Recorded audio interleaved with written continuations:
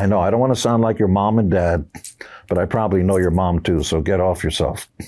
Was that a decent joke? We're obviously in the pandemic, so how have these 2 years been for you? Well, the pandemic is with us, whether you want to believe that it's true or not. So we're far enough away from each other that I feel confident taking my mask off. But let's not downplay what it is. There are currently 200 million COVID cases on planet Earth, and literally millions and millions of people have actually died. That includes almost 700,000 Americans are dead because of COVID, and yet there are people that still believe the Earth is flat and they refuse even just to wear a mask. So it's pretty devastating because the people that don't believe it continue to infect others. So our little family and I were lucky enough to quarantine up in the hills of Canada, a place called Whistler. And I had a lot of time to myself, and thank goodness we were safe. All my life I've doodled. I'm an only child and always had a lot of time to myself. And found myself in an industrial warehouse, and thank goodness, because I can afford it. I said, I want canvases, I want paint, I want this, I want that, like Jeannie's lamp. Jeannie Simmons, that is. Just make a wish and it all comes true. And I know I'm the lucky one. And there they were, all paints, brushes, things. And I also asked for gardening tools, shears and stuff. I don't even know what they're called. I didn't just want to use paint brushes because I've never painted in my life. I'm completely untrained. And so some of the stuff is Jackson Pollock inspired, impressionistic layers of color and sort of how they work together. And some are sort of pop art. You know exactly what it is. And I didn't think anybody would care. You know, you stick your tongue out for a living, and the rumor is you just bought Rhode Island. So I have nothing to complain about. And we have quite a few other businesses, restaurant chain and artificial intelligence company and a Alaska cold storage and all kinds of other businesses. So yeah, I'm a lucky guy, and I would fault me if I thought, that guy's got everything. Why does he want to paint too? I get it. I didn't think anybody would care. I was doing it for myself. And, you know, I went to town, as the saying goes. I bought 8-foot canvases and, you know, just viciously attacked the canvas, big ones, different sizes, different styles, because I'm untrained. And then I moved to Las Vegas for a short time and had just a social event with a guy who actually owns an art gallery at the Venetian Hotel. And he said, wow, this artist, that's unbelievable. Who is this guy? I go, you really think it's good? He goes, it's phenomenal. Where can I go see his work? I said, well, I did it. You really think it's good? So the reaction has been off the charts or off the map. And now I've got my own art show at the Venetian Hotel at the Palazzo. I think it's the largest art gallery there. October 14, 15, and 16 of this year. And now, just now today, got an email from a guy who's putting on the Forbes Monaco event that crosses crypto, NFTs, with art. And he wants me to bring the art to Monaco, of all places. I mean, I'm not going to hop on a plane and go there just to say, look at my art, let's do an NFT. But the idea that anybody would give me the time of day, much less like my art, is beyond anything I ever imagined. Was there any cautiousness or nervousness about kind of opening yourself up to something where you weren't entirely sure of the reaction, like you say? It's a really fair question, and I think I'm blessed with a few gifts that seem to be in my DNA. I can hop on a plane, put my chin on my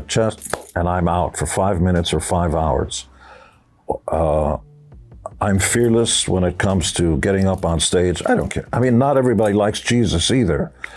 So I've never had a problem, even in class. All right, which one of you would like to come up and, tell us what, little Jimmy, you want to come up? And go, I'll go, I'll go. And I just walk up there and dance on the table and do all that. Because it doesn't matter what people say about you. It only matters how you think about yourself, which is a good piece of advice for everybody out there. Be delusional about yourself. Be almost crazy about yourself. Don't walk by a mirror and not kind of go, yo, what's up? Be full of yourself. I know. It's like, who does he think he is? Well, actually, profoundly and precisely is the point. Who do you think you are? Do you think you're special? Because if you do, by the way, it's really going to help you move forward. Imagine you're about to walk a tightrope. Yeah, you're about to walk a tightrope. Whether you're going to get to the other side or not really has to do with what's up here. If you have any doubts about it, well, I'm probably not going to get it. You're really contributing to falling off the tightrope. But if you're firmly convinced, no problem. I'm the guy, or I'm the gal. I can do this. You have to talk yourself, if you don't have it naturally, talk yourself into it. I'm going to do it. Nobody's going to stop. You got to do that because everything is based on will and all that. So I almost never fail. So if you do fail, so what? You cannot fail in America. You cannot fail in America. You can't.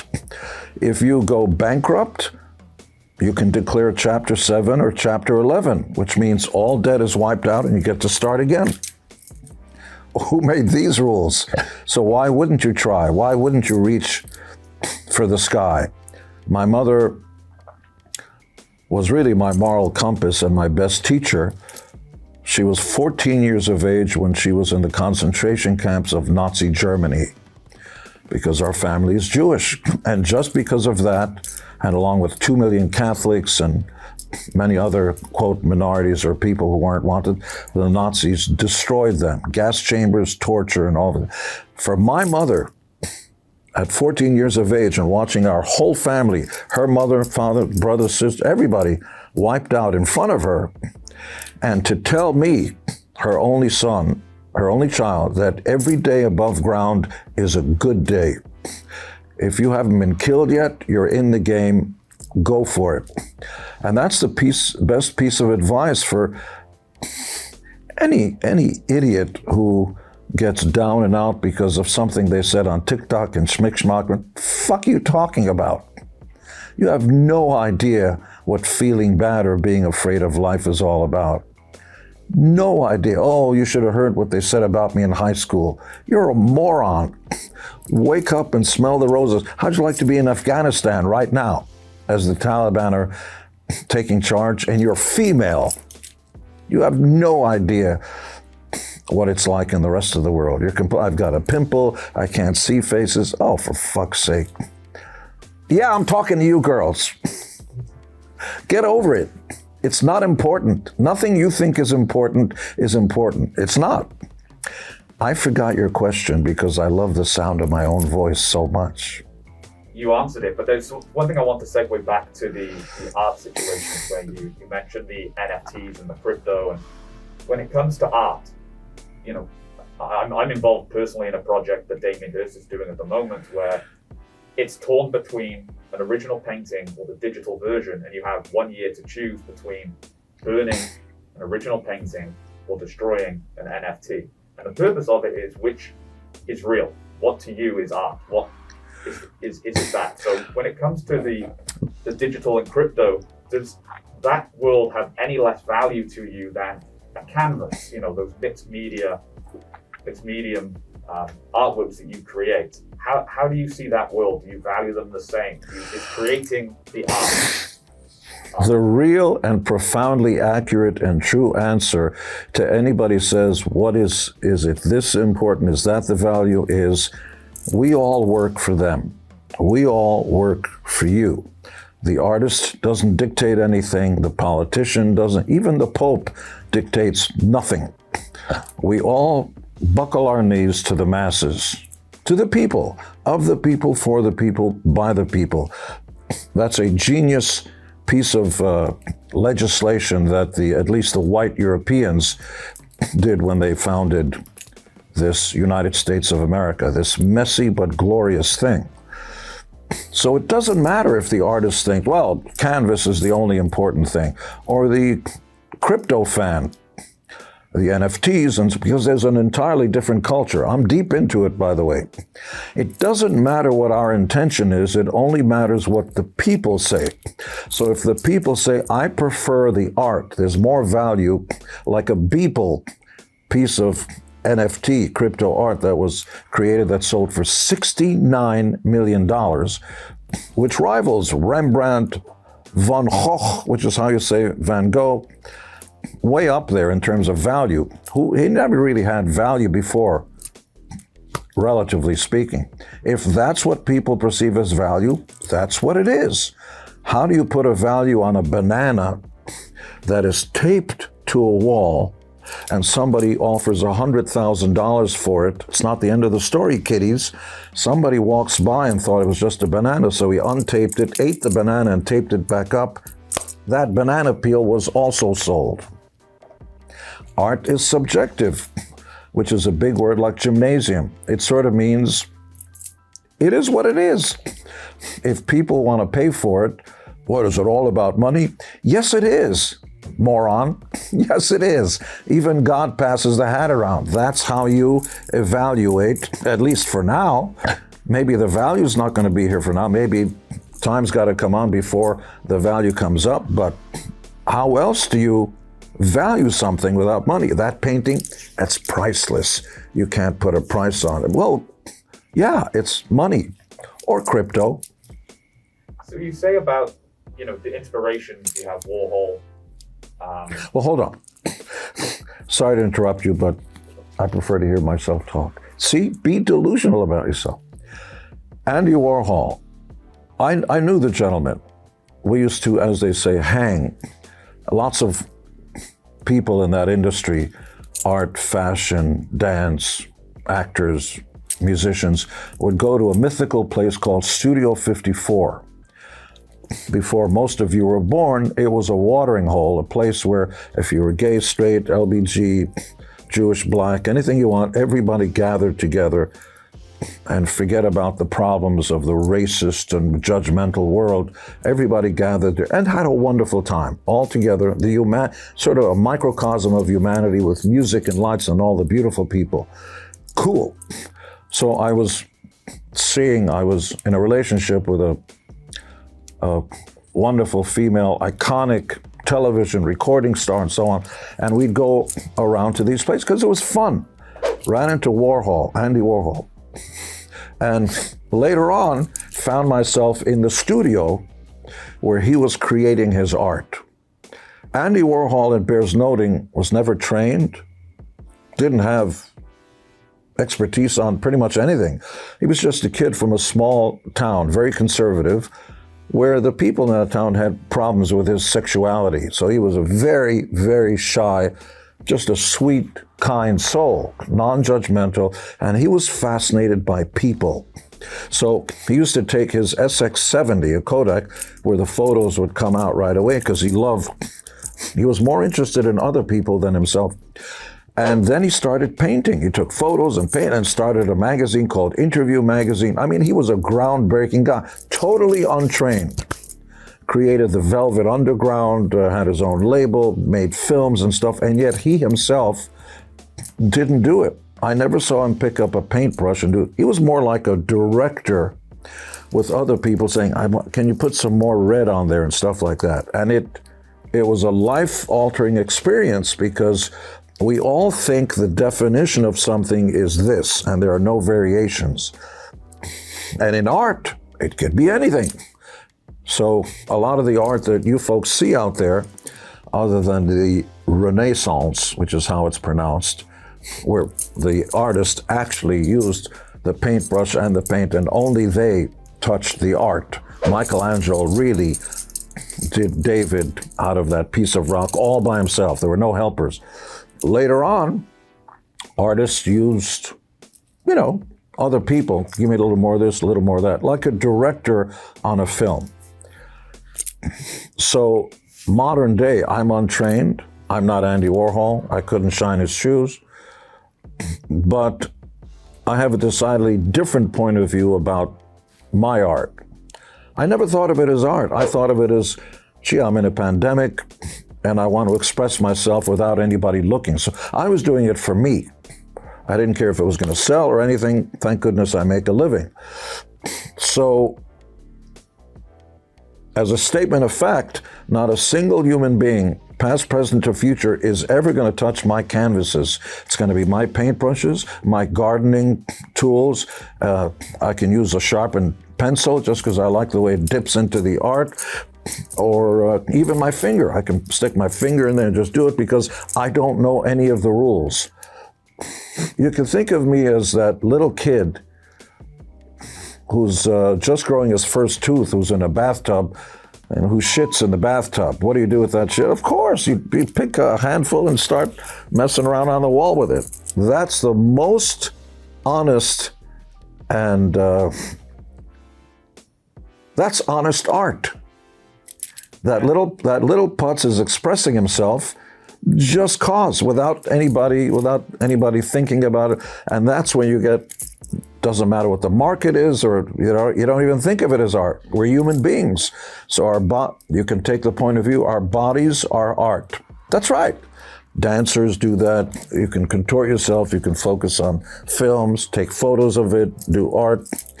Everybody should do art. And when it comes to even our new friend with her torn jeans, I'm so sorry she tore her pants. That your uncanny or sort of immense ability to create, whether it's music or painting, but when your childhood, you talk about your mother and the family history there, what sort of learning experiences did you have at that young age, knowing what your mother went through, moving to New York City? How do you feel that your early years have influenced the art you create and the music you create? It's a big question, but it all begins with my mother, who, you have to understand from her point of view, I never experienced it, thank God. There were people from all over the world who were trying to kill us just because of the way we worship God. And also it bears noting our people gave you your holy books, the Bible and the New Testament, as well as the Ten Commandments. So not everybody liked that stuff. And she never thought of a day, I've got a day off, I don't have to do something. Nope, you're going to do something. You're going to figure out what to do. And if that meant I used to publish a fan magazine at home. I learned how printing machines work. It was called Cosmos, and then Cosmos Stiletto, Fawn, Tinderbox, all that stuff. My fanzines that I literally physically put together, typed up, mimeograph, hexagraph, and all the rest of the tools that were at my disposal.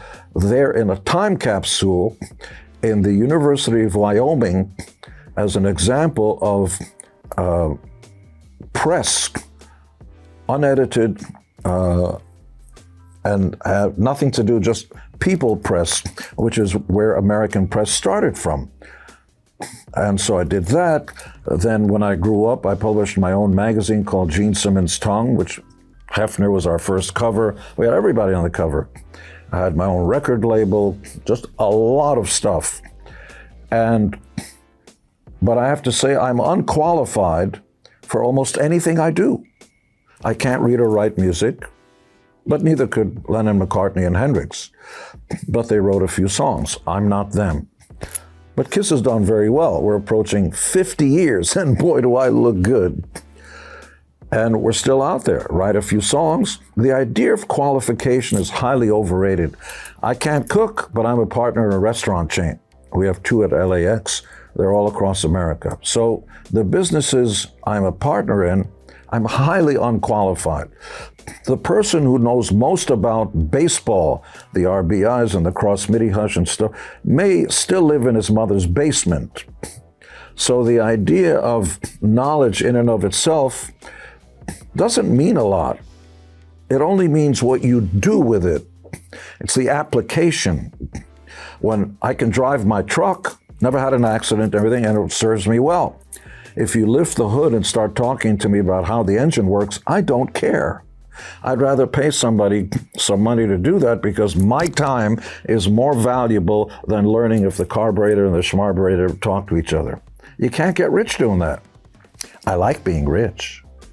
You know, you say that you're not a traditional learner or the education behind creation, but you're actually speak multiple languages, I think it's 5. I do. 4 or 5. So you know, that education that you self-taught English, and I don't think, of course, you give yourself enough credit. You seem very humble in that self-starting way that you apply yourself to life. So I'd love to ask you more about those early years of teaching yourself English and giving yourself your own education of life. I had an advantage in learning how to speak English because it was my third language. Hungarian, Hebrew were my first, but I was also able to dabble in Israel, Turkish and Spanish, which I'd sort of forgotten because you don't use it, use it or lose it. And then I learned how to speak conversational, light German. Ich kann auch sprechen Deutsch, ich habe gelernt auf der Schule. It's like, but learn to speak it in the proper, as you say, way. Don't say, ¿Cómo está, Jose? Don't do it the way the Americans, the lazy ears do it. So the advantage I had in learning to speak English is American culture. When my mother and I first came to America, there was a thing called television, which I'd never seen before. I know, it sounds like, what? Yeah, and Israel was a new country. There were no roads, it was just dirt. New country, didn't have Air Force and anything. So I turn on TV and there's a guy flying through the air with a towel as a cape. What is this? So I wanted to learn that and try to be like that guy. And so the way I learned to speak English was what's commonly accepted as the American sound of the language. I don't sound like a New Yorker. Hey, you going to the club tonight? Like, what's your name, Gaga? Hey, my brother Bob is from Long Island. Yeah, like, what do you do? That sound, I noticed the folks that had that sound didn't look like newscasters and didn't sound like newscasters on television. They were better dressed, better looking, and I wanted to mimic your boss, mimic upwardly mobile people. So at the end of the day, I had the advantage of coming to America, as they say, and learning English or American, because you see everything. People were bigger, the buildings were enormous, there were cars flying around and all this kind of stuff. So the food was exciting, hamburgers, and there was ice cream and all this stuff. Like if I landed in Zimbabwe, and by the way, I support 1,400 kids in Zambia, so I'm not here to put my finger down or any culture. It's less exciting. You have to learn the language because you want to get along with people and stuff like that, but you don't have this astonishing culture. So the way I was immersed in American culture is television and comic books, where the sky's the limit, where there are no limitations on your imagination, because everything starts here. Everything. How when I was a little kid, how I approached a girl, if she didn't see the confidence in me, if I didn't look right down the barrel of the gun, right into her eyes and tell her she's the air that I breathe and all the other soliloquies and semantics, though I'm not anti-semantic, it bears noting, she wouldn't care. If there was a good-looking guy who's looking at his shoes, he's not interested in me. So you learn those things. If you can't do it for real, bullshit. Just go in there fearless and do it. So my learning everything is basically self-taught. I learned to speak English myself by listening to successful people on television. And I taught myself how to play originally guitar, but then pragmatism, which is a big word like gymnasium, I switched over to bass because there were less bass players, and that meant I had a bigger chance of succeeding being in a band. Everybody wanted to play guitar. So everything I do fearlessly, because it doesn't matter if you fail. It bears noting that in baseball, and I used to co-own a arena football team, although I couldn't tell you whether somebody's got a tight end or a soft end. I don't know that stuff. I don't care. It's not what it's about. It's the big picture. So in baseball, the best players only have about 30% success rate. 70% of the time they strike out. Well, so in life as well. And while we're talking, my KISS cell phone is busy telling me there are messages. So, you know, self-taught, learn how to do the bass. When you said about you try until you win, and if you fail, that's no problem. With the musician side of things. No. Let's talk about that for a second, because I do corporate speaking events, and part and parcel of business and success and life is not that failing, and you will fail, everybody fails at all kinds of things, many more times than you'll win, is not just it doesn't matter, it helps you win. I didn't create the phrase, what doesn't kill you makes you stronger, but in Mother Nature, that's what it's about. The failure, oh, I better not go down that road because, you know, there's a cliff and I'll fall over it. I almost fell over it, so I better not go down. It teaches you, don't go down that road. Failure's good. Failure's a good teacher. And so before KISS, the bands that you had before, what did you learn from your first concert, the first time that you stood on stage and said, I'm a guitarist, I'm a musician? What happened in those years of trying until then you found the KISS? Well, I have to say in our case it happened very fast. The idea behind KISS was to put together the band we never saw on stage. Because so often I'd go to see my favorite groups growing up when I was 13 and so on, and they'd be looking at their shoes or wearing their tie-dyed, shirts, or turn their backs at the audience. And, without verbalizing it, you'd have the sense, this is what I paid money for? Where's the show? And I even saw a famous singer at the time, cross-legged with no shoes on, like his toes were out, on a Persian carpet with incense, playing acoustic guitar in Madison Square Garden. No lights, nothing special, and you pay full price for that. And I felt so robbed. If you're gonna do that, I want that carpet to fly through the audience like Aladdin. Give me a fucking show. So we decided, and you will live and die by the friends you pick, by the people who are on your team, by the people you know. You'll be judged by the company you keep. So always surround yourself with people who know more than you do, maybe who are better looking than you, more successful. All those things will either bring you further up or bring you further down. If everybody you know is a loser, you're going to be a loser, my friend. And so I happened to meet Paul Stanley, who knew stuff that I didn't know. And hopefully he thinks I know stuff he doesn't know. We're both untrained. And we decided, two completely different sides, but of the same coin. We share work ethic, no drugs, no booze, no anything, which is why at 72, that's right, 72, a lot more hair on my back, unfortunately. I can hold my hand in front of my face and it doesn't shake. Because imagine being a car and pouring sand into the fuel. It's not going to run. Everything you put in your body, and I know I don't want to sound like your mom and dad, but I probably know your mom too, so get off yourself. Was that a decent joke? That was good? Okay, she gave me a thumbs up. What you put in your body is a simple idea. Your body's going to do that. We all know people who are like that, even in their 60s. It's like, wake up, smell the roses. I don't understand what the problem is. You're alive. Maybe because we're in America and everything's so wonderful and government gives you trillions of dollars and I have the right to health care, I have the right to this, I have rights, spoon feed me, baby feed me. The rest of the world is starving and is full of disease. They would never think of that. I gotta feed my family, I have to go out and find a way to make a living. Over here, it's like, where's my money?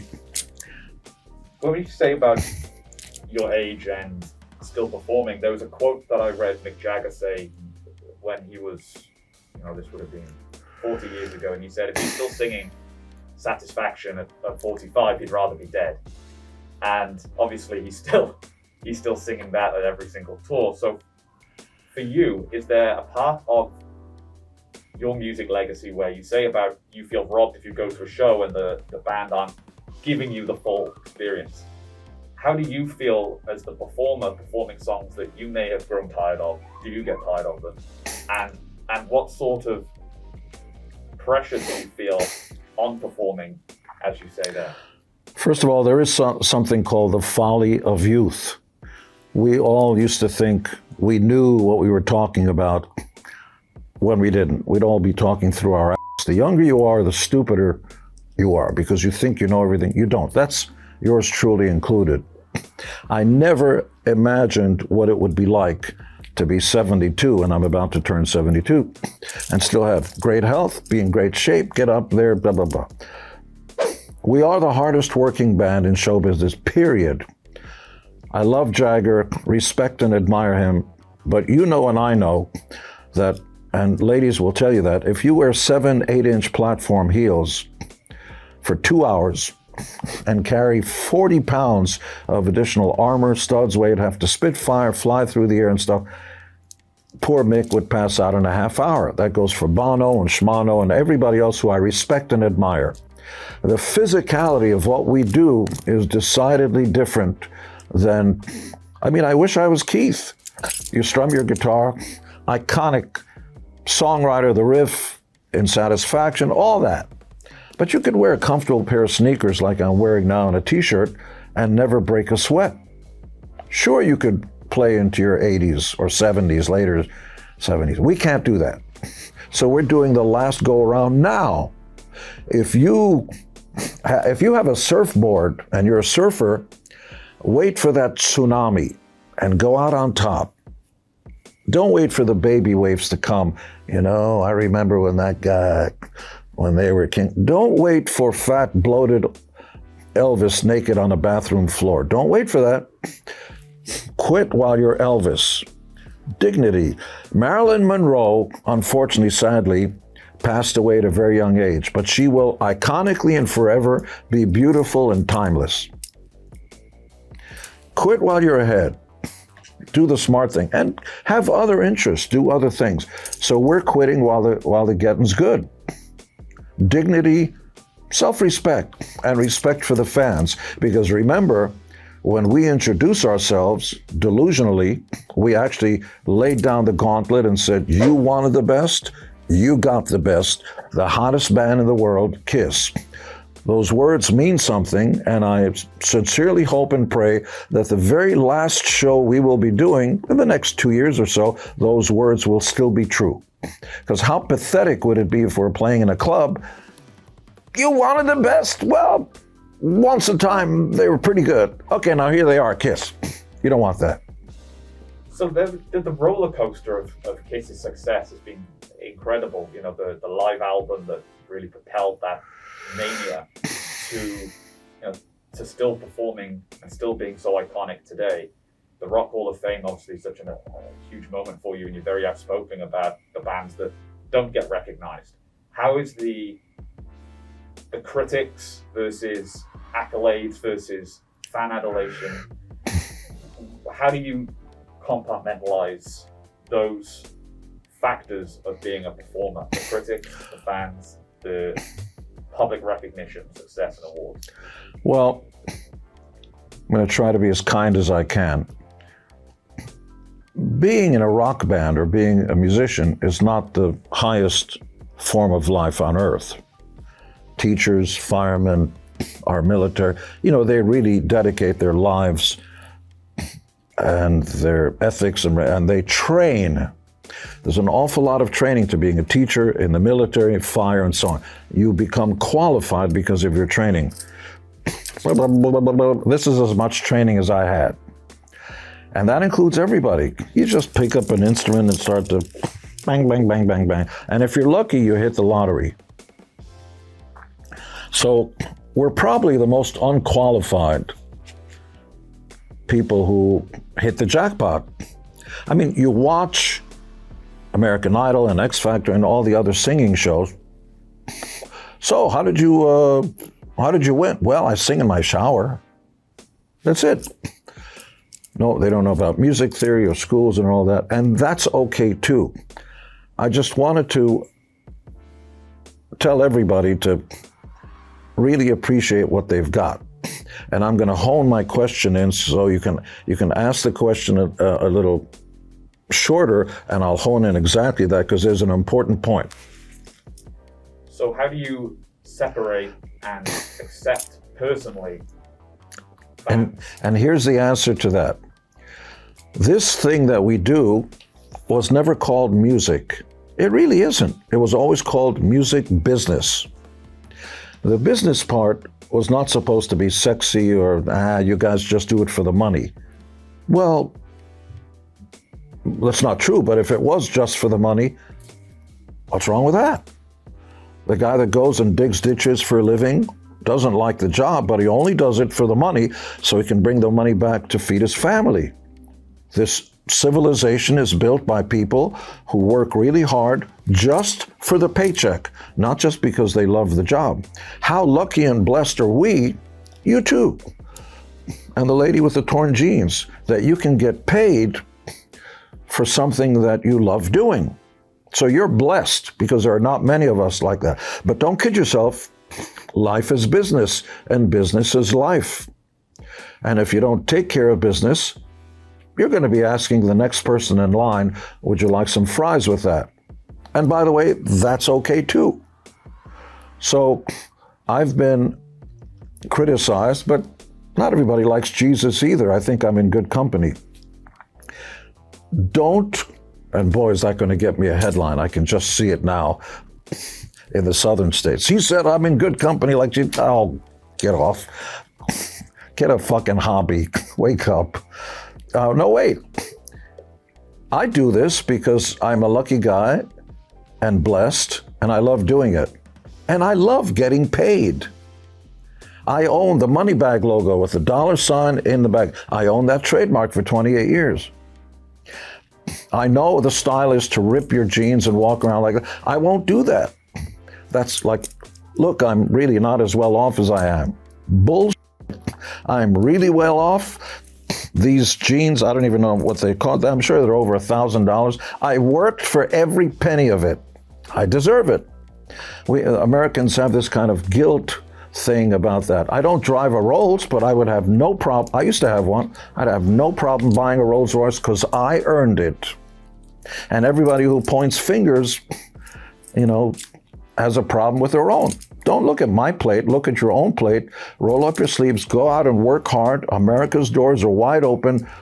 The harder you work, the more successful you'll be, and go get your own damn Rolls Royce. I absolutely love this view, mostly knowing how entrepreneurial you were as a child. I read that you were poor, dirt poor, you said, and it would be growing up on bread and milk, and that you would sell fruit on the roadside with an old friend. How does it feel for you to then give your children a complete different way of life? Do you think that they have had a shortcut versus everything you had to overcome to become? Well, as a grown-up, luckiest day for me was when I met Shannon, who I've been with for 38 years. I met her when she was 1. See what I did there? That's like a female joke. Women, oh, he's nice. He was making a nice age joke. We have 2 kids that we know of. That was another joke. Both Nick and Sophie are superb human beings, much more profoundly ethical and bright in ways that Shannon and I will never be. And that's what you want. You want your kids to be the next step in evolution, smarter, brighter, and all that stuff. And they both have music careers. They're both off on their own, very successful. Sophie's gotten awards, and she's co-written with deadmau5 and Rick Ross and all kinds of people. And Nick's music I'm not allowed to talk about, but he's very successful. He doesn't want any association for, that guy's kid. But it bears noting, they've never had an allowance.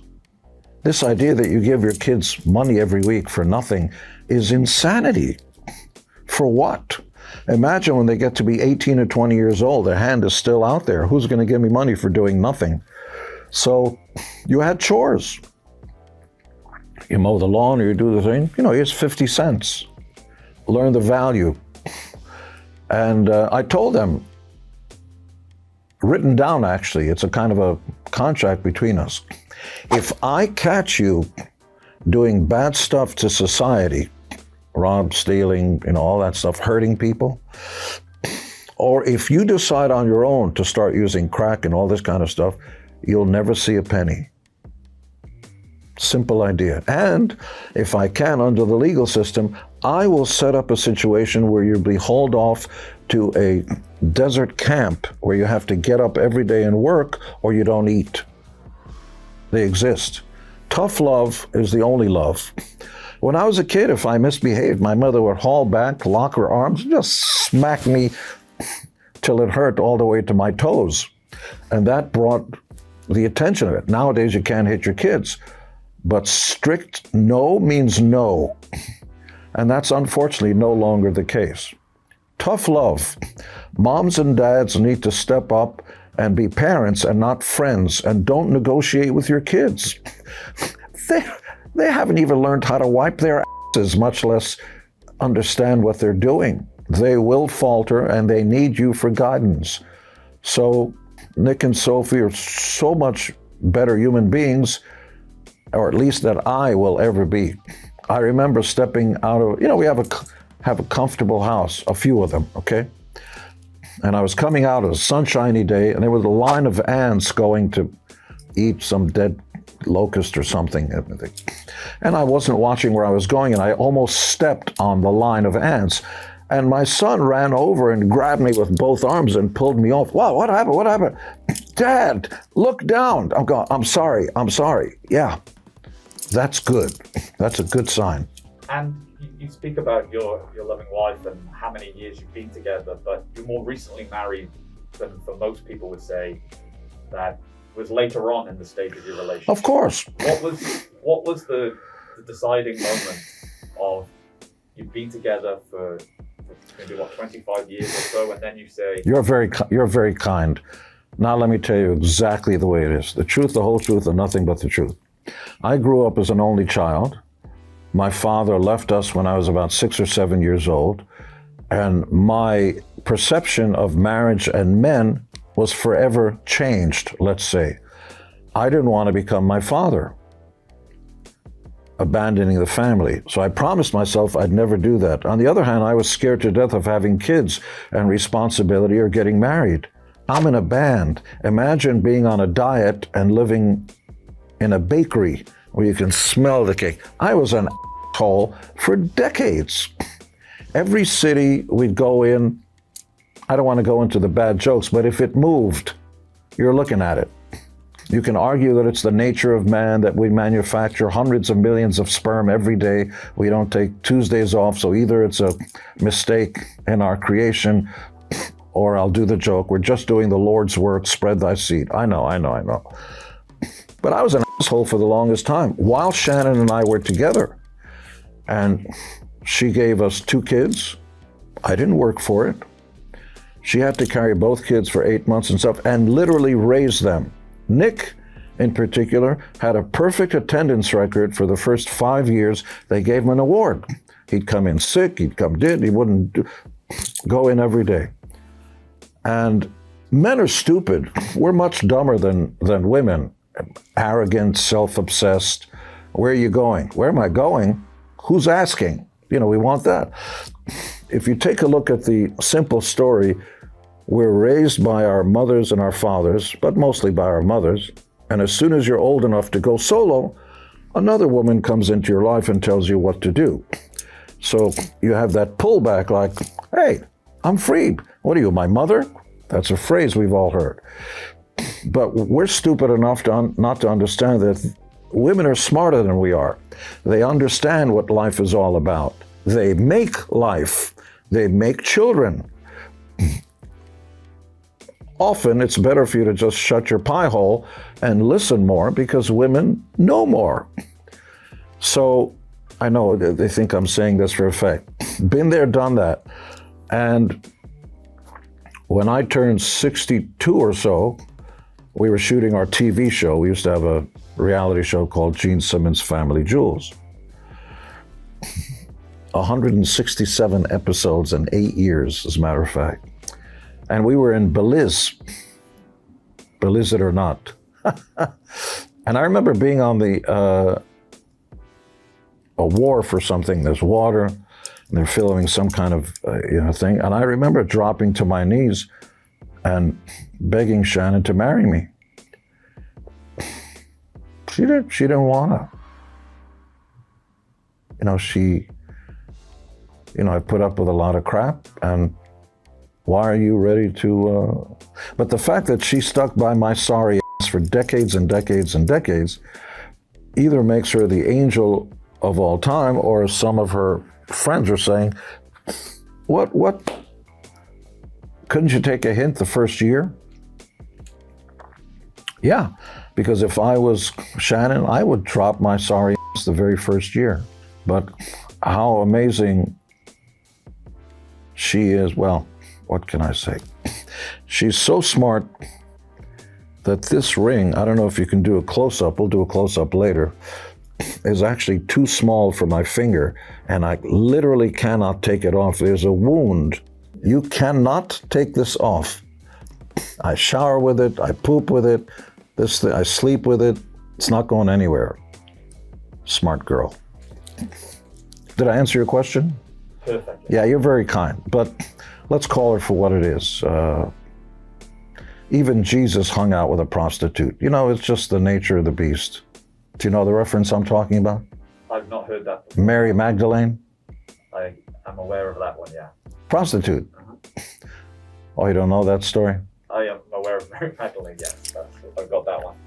So I wanted to also touch on, when you say about, to go back on, 2 years' time, you think that will be the end.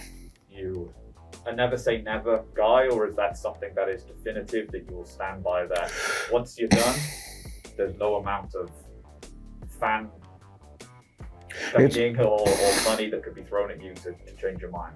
Stopping is a definitive, but when you say there's no amount of money, that's different. If somebody says, I want you to play in Antarctica for one person, and here's $10 million, of course we'll do it. But you don't want to subject the fans and our legacy, what there is of it, to anything but the best. There are iconic boxers of all time. Their names will forever be, in the Boxing Hall of Fame. Some of them stayed in the ring too long. There's no reason for that. You got a lot of money, you're the iconic thing. Why go in there when the trajectory of life is you're doing this, and at some point you start doing that. That's life. So the touring band, it bears noting, will cease to be. But KISS will continue. You bet your ass it will. We're looking into the KISS show, if you will, a version of us that'll go and tell the story. We'll have multiple touring companies. Netflix has a KISS motion picture in the works, talking about there is a Japanese anime KISS cartoon show that's being worked on now, pre-production. We have a KISS golf course at the Rio Hotel in Las Vegas, which may move to Caesar's Palace. There's KISS cruises, KISS condoms, KISS caskets. We'll get you coming and we'll get you going. Let me check with the torn pants is that okay? Okay, thumbs up. I can't tell from here if she's doing this or that, so that was another good one? So when you say I will use your boxing analogy to jump into something I did want to ask you about, which was Mr. Roth and his response to your comments more recently. I don't know if you saw his Instagram. I am so sorry and ashamed, actually, that I hurt David's feelings. I'm the guy, actually, that saw them in a club, signed them to my production company, Man of a Thousand Faces, flew them to New York, produced their first 24-track, 15-song demo, and, championed the band. And actually, we took David out as our opening act on the tour. And in the course of an interview, you hear me talking, I just sort of stream of consciousness. I don't mean to hurt people's feelings. And every once in a while, diarrhea of the mouth comes out.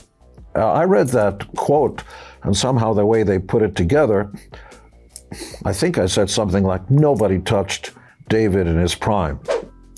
Not Robert Plant, not Jagger, anybody. He was the king.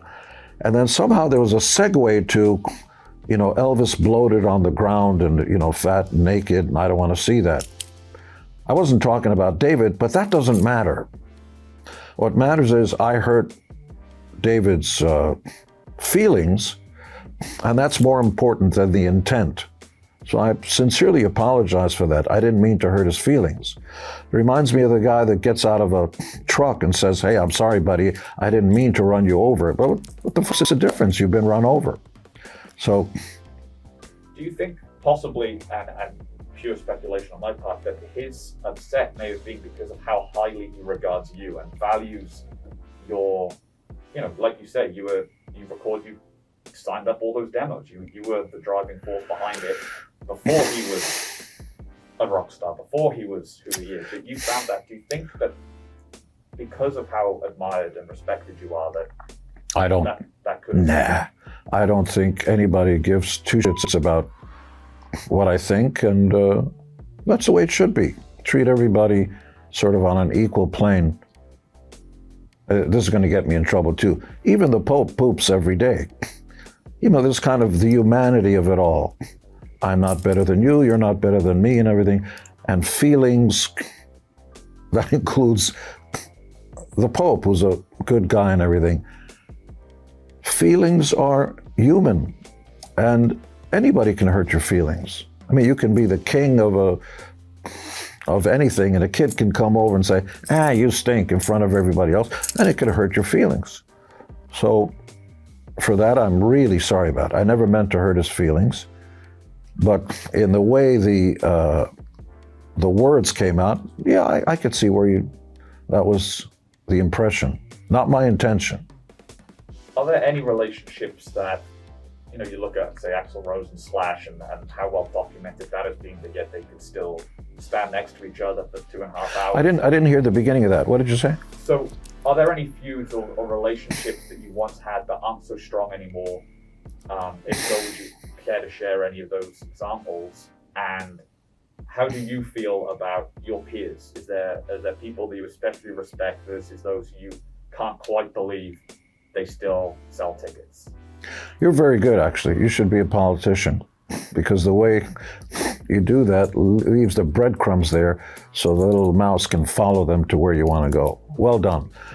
I am profoundly sorry that Ace and Peter, who started the band with Paul and myself, so many years ago, close to half a century ago, and who shared in the same vision, four knuckleheads off the streets of New York who created, the guitar heard around the world. And I'm profoundly sorry that they're not here to enjoy the fruits of that. And the only thing I can point to is chemicals and alcohol. And I've always spoken out about that. If you've never read Dr. Jekyll and Mr. Hyde, you should. It is a story about a doctor who treats people for their illness and so on, who fills his body with chemicals that changes him to a decidedly destructive personality. And that's what I see alcohol, and they all say, a little bit of everything is okay. And that's a lie. A little bit of everything is not okay. A little bit of heroin, just a little bit. No, it's not okay. Not a little bit of everything. And for some people, a little alcohol and a little toot and a little schmoot is not good. And then there's the other thing, which is not everybody in their DNA is designed to run marathons. You're just not. Some people are designed to run short spurts, shooting stars. Boom, here today, gone tomorrow. And that's fine too.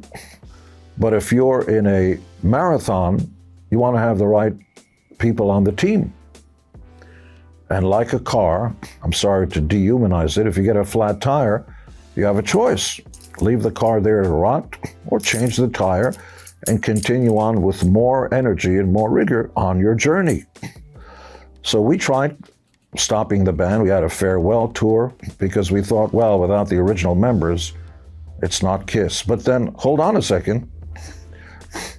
The Beatles was not an original band. Ringo was not the original drummer, it was Pete Best. They changed gears, rightfully or wrongfully, and continued.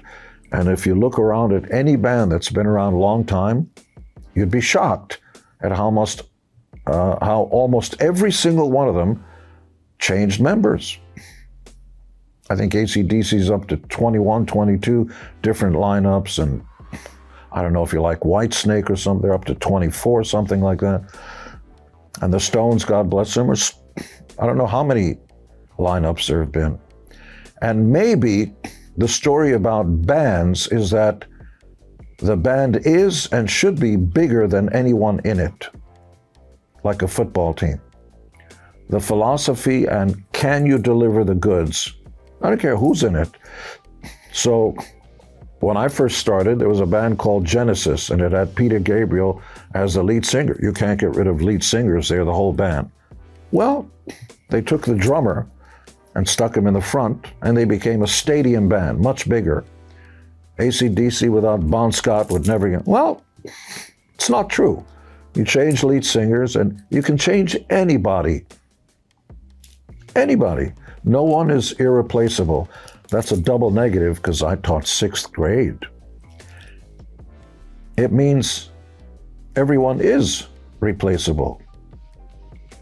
So who would you want, if you had to pick one living or dead, a rock star to come into Kiss and stand at the front, who would you have?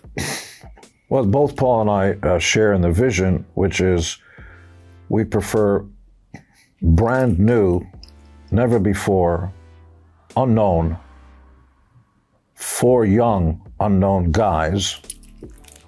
And I wouldn't object to a female Kiss. I don't know if mixing it works as well, but hey, anything's possible. 4 young guys who've never been to the top of Mount Olympus, because believe me, the air's thin up there. Difficult to have a relationship for longer than a few years. You join a band and you've got yourself a family, whether you like it or not. You eat together, you travel together, you're in your face all the time. You got to have a thick skin. I'd prefer unknowns coming in, stepping our shoes. Those who are worthy to carry the crown. In fact, Mark Burnett and I went around and pitched a TV show called Kiss the Next Generation, which almost got bought, which we may still do, picking the next Kiss, those who are worthy. Yeah. Of course, one of them would have to have a prodigious oral appendage, but when you have that can have a spin and dry cycle and can whip up a good goddamn froth. Was that a decent joke? True. The becoming of the demon and all of these personas that you have, when you're a performer, did you find that was almost becoming a character, so you would come out of your own shell, be a different person? And if so, what sort of psychological preparation or ritual would you go through to become the demon and these personas that you have, of which you have many? I've heard people talking about this character called the demon, and it's inaccurate. It doesn't approach what it is. It's persona. We are not all a two-dimensional object. What I see here of you is not the same person that's going to be at a funeral or that's going to be out drinking with his friends. You have different personalities, and the different personas come out. If you've got a life-threatening situation, your adrenaline kicks in, your chest cavity expands, and you've got fight or flight. That's a different mindset. Your body changes. And so the only analogy I can make is the boxer backstage is giving his little girl cookies and milk right before a fight, and then when he starts going into the ring and the adrenaline kicks in, and then when he gets in the ring, the audience disappears and he's in there deep. He starts as a father and morphs into a boxer. The ugly caterpillar morphs into the beautiful butterfly. Same DNA and all that stuff, but becomes something else based on nature and nurture. So I know those are not the kinds of things bands talk about, because you can be in U2 and the Stones and even Maroon 5, or are they 6 now? Maroon 6. And you're backstage, you put your sneakers and your t-shirt on and say, you want to go play some songs? Okay, let's go play some songs. You get up there and you play songs. You are the same. I don't want to talk out of turn, but there's no change in who and what you are. It's the person off stage playing songs on stage. Not so with Kiss. I know I've walked off with black and blue marks and cuts and on my neck and thing, and singed my neck because of fire breathing, and not felt a thing. And the medical industry actually calls that kind of a shock. Your body goes into this kind of slight shock thing, so you don't feel the thing. No, it's different for us. Very few people can do what we do. So, of all the bands that you say that you don't want to be... This is one of the longest interviews I've ever done. Well, I've got one more and then a finished question then that I really want to get your thoughts on. The bands that are out there today, is there anyone that you think is worth the ticket price no matter what number they put on the front of that? You mentioned Maroon 5, for example. Nope. You mentioned the Stones are still going out there. You know, they're... I know the answer. Most important thing for me is fingerprint. You don't have to be original, because everybody deals with those 8 notes in Western music, generally 8 notes. Do, re, mi, fa, sol, la, ti, do. Do is the highest note. Do. It's an octave. It's the same note, actually. So what you can do with that is just astonishing. And likewise, ad infinitum, ad nauseum, those 10 digits that we have are actually 9. 0 is devoid of number. Invented by Arabs, by the way. You should know that. 1 through 9, what you can do, actually 1 and 0, what you can do with those 2 numbers is the basis of artificial intelligence and, you know, just astonishing amounts of information. But, so fingerprints, not originality, just the ability to immediately identify the style or the sound of what it is you do. So there's a guy named John Philip Sousa. The marching music, the circuses and everybody, you immediately know, oh yeah, it's that guy. All the material has that thing. ACDC is that. It's not even a song, I'm just doing, you know, you immediately know, oh yeah, that's Led Zeppelin. Mostly, you immediately recognize it because of Jimmy Page's riffs. And I'm proud to say, I know Uncle Jimmy. The new artists that have that thing, I think when she first started, I said Gaga is the next rock star. I'm not a fan of the disco boys on the poles and the and the sort of the disco stuff of it. She's got the depth to sing with Tony Bennett, which she did, a chanteuse. She's got the depth. Listen to her sing Shallow. And she also did Edith Piaf, the classic French actress. I want to see Gaga with a rock band in back of her rocking out, because she's got the goods. And I love all the Selena Gomez's and all that kind of stuff. Wouldn't be able to hold up a rock band. Gaga's got the goods. And her versatility. You know who else had it? Amy Winehouse. Undeniable. Blues, rock, singing with Tony Bennett, and she did, and it just takes your breath away with how deep those lyrics and the melodies are. I can't sing for but you're talking about those two voices. The most unique new artist, and I hope she moves on, she's still really young, is Billie Eilish. But it's called Billie Eilish, but it's really her brother that creates those sonics and the lyrics and all that. But the imagery is Billie, because her brother doesn't look like Billie. And I believe that's going to be an exciting journey, and I'd look at that. There's an awful lot of good music out there.